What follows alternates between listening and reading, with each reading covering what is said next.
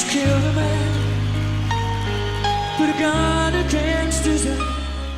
30 sena ilu, id-dinja ma baqgħetx li kienet tilfet artist kbir. Freddie Mercury, il-kantant tal-grupp Queen, kien midfdaru f'Londra wara snin marid bl-AIDS. 30 sena minn mewtu, il-marka li ħalla Mercury baqgħet hemm. Kien biss 24 siegħa qabel ma ħalaħħar nifs li ħareġ tqarrija uffiċjali li kien marid. Huwa ma kienx l-istess persuna tal-park fil-ħajja personali.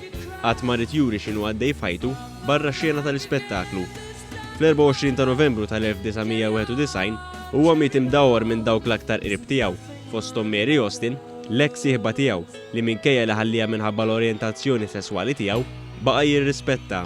Fil-fatt kienet Austin li tat l-aħbar lil ġenituri Watt Mercury li miet f'età ta' 45 sena. Love of my life, you've hurt me. You've broken my heart and now you leave me.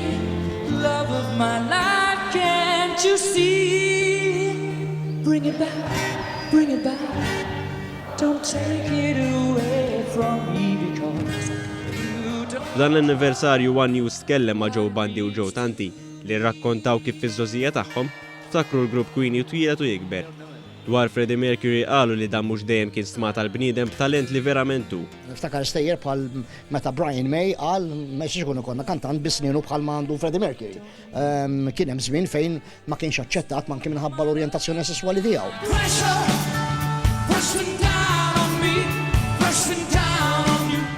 Joe Tanti, awtorità meta jitkellem fuq il-mużika, jisħaq li Freddie Mercury stabilixxa lilu nnifsu bħala wieħed mill-aqwa mużiċisti ta' żmienu.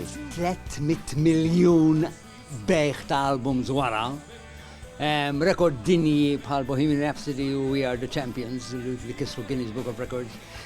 Queen damu iżjed fit-charts mill-Beatles, per eżempju. Ġifieri x'kienu jieqpa frontman uniku. Tul il-karriera tiegħu Freddie Mercury ġibet l-attenzjoni ta' miljuni permezz tal-leħen tad-deb tiegħu u anke l-kitba ta' kanzunetti li ma jmutu qatt. Fosthom We Will Rock You.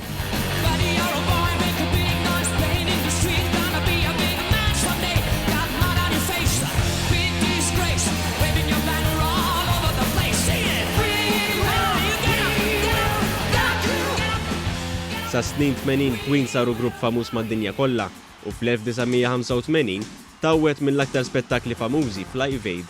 Illum John Bundy jgħid li l-għaxxa l-Queen baqa' anke 30 sena wara l-mewt ta' Freddie Mercury.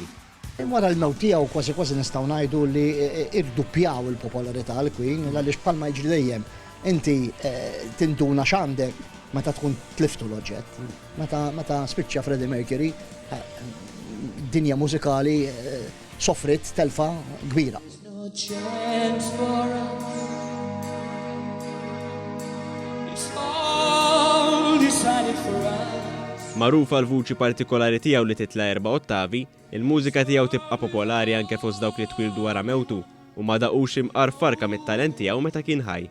Freddie Mercury, il-kantant li ta' pjaċir lil bosta u llum 30 sena wara li ħalliena, għadu jpaxxi lin-nies bil-memorja tiegħu.